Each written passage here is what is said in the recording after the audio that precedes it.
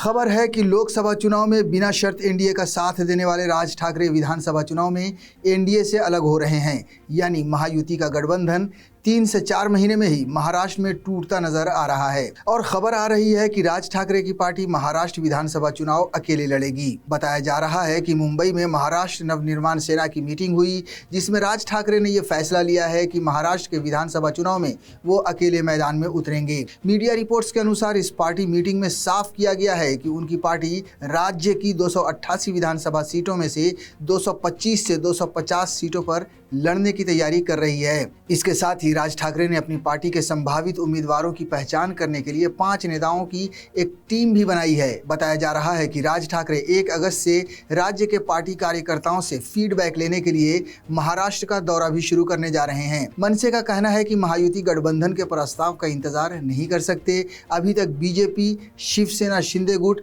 और एनसीपी अजित पवार गुट के बीच भी अब तक सीट बंटवारे पर कोई सहमति नहीं बन सकी है। महाराष्ट्र की 288 सीटों में से सबसे बड़ी पार्टी होने के नाते सबसे ज्यादा सीटों पर बीजेपी चुनाव लड़ेगी। बताया जा रहा है कि बीजेपी 160 से 170 सीटों पर चुनाव लड़ने का मन बना चुकी है। खबर है कि एनसीपी अजित पवार गुट ने 80 से 90 सीटों पर चुनाव लड़ने का दावा किया है। वहीं शिवसेना शिंदे गुट भी लगभग 100 सीटों पर नजर जमाए बैठी है।